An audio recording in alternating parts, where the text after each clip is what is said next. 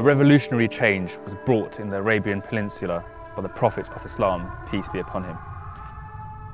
He established a fair society, respect for women, and created brotherhood amongst the various tribes in his very lifetime. He promoted education in numerous ways, changing the entire landscape of Arabian society. People who were previously looked down upon soon became leaders in all aspects of human life. The Holy Quran commanded Muslims to spread throughout the world and experience the vastness of God's creation. Within a few hundred years, a relatively short span of time, Muslims became the educated of the world. They became pioneers in medicine, physics, history, geology, and civil and military administration. During the centuries of European history, defined as medieval, the most advanced civilization in the world was undoubtedly Islam. In a time spanning close to 1,000 years, an era known as Islam's Golden Age.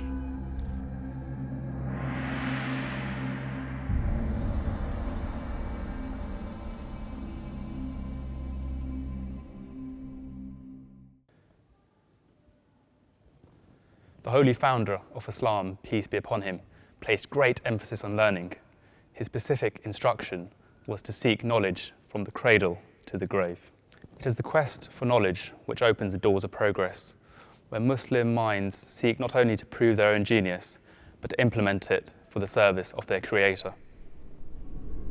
Islam's rapid spread during the time of the Holy Prophet, peace be upon him, and under the leadership of the rightly guided Khulafa, precipitated what is commonly referred to as the Golden Age of Islam, a period which ushered in immense contributions to philosophy, science, engineering, and governance.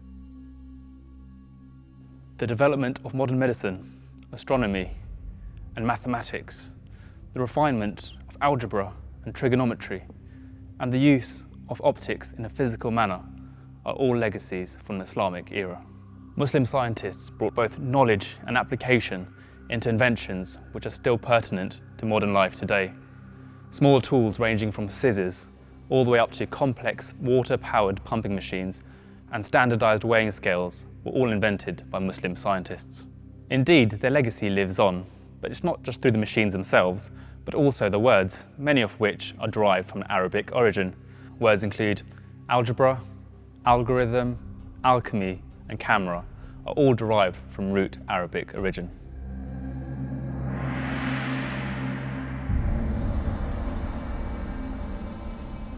In the 8th century, Khalid the goat herder noticed his excitable animals had eaten red berries, which led to coffee production and the early Arabic drink al-qahwa.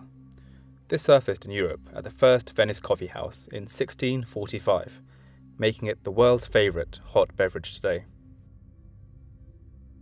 In the 8th century, Jabir ibn Hayyan devised and perfected the distillation process using the alembic still, which is still used today.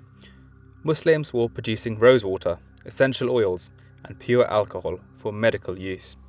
Today, distillation has given us products ranging from plastics all the way to petrol.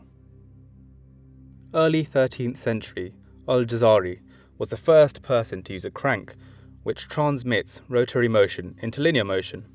His machines were able to raise huge amounts of water without anyone lifting a finger. Muslims also pioneered use of alternative energy through windmills and the construction of dams and water reservoirs. The invincible designs of 12th century castles of Syria and Jerusalem were imitated in Western lands, with key features like round towers, arrow slits, barbicans, and battlements.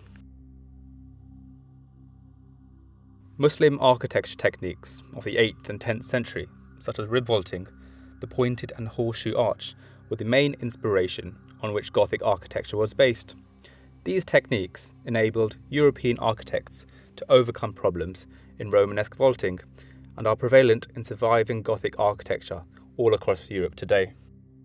More than 1,000 years ago, in a darkened room known as Gamara in Arabic, Ibn al-Haytham observed light coming through a small hole in the window shutters, producing an upside-down image on the opposite wall. This early pinhole camera has led to the camera we know today. In the 13th century, Ibn al-Khaldun traced the rise and fall of human societies in the science of civilization, recording it all in his famous book, Al-Muqaddimah, or Introduction to a History of the World, which forms the very basis of sociology and economic theory today.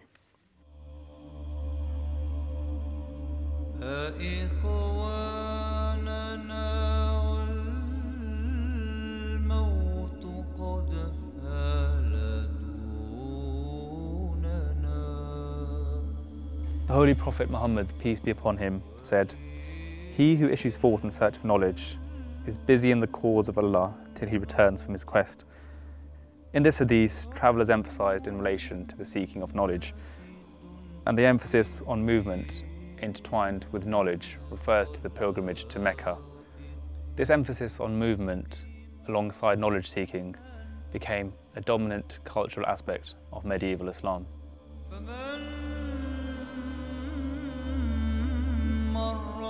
Perhaps one of the most famous explorers of all time, Ibn Battuta travelled over 75,000 miles in 29 years' time through over 40 modern countries, compiling one of the best eyewitness accounts of the customs and practices of the medieval world.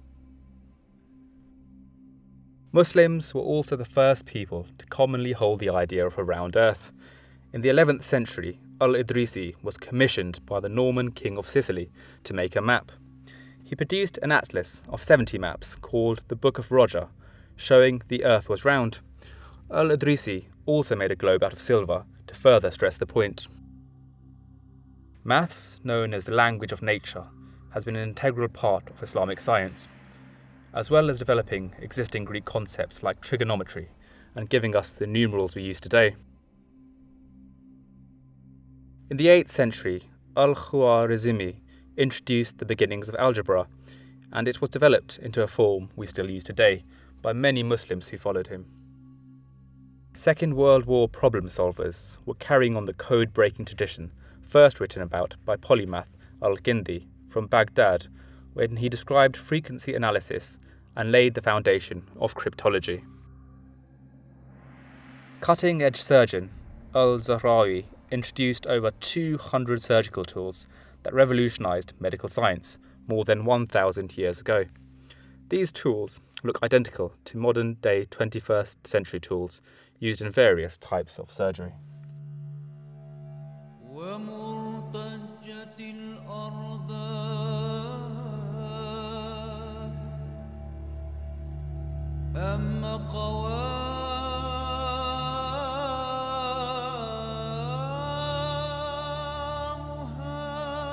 It was the gravitational pull of Khilafat that precipitated the rapid progress of Islam during its golden era. Once Khilafat on the precept of prophethood ended, the dominance of Islam soon began to fade.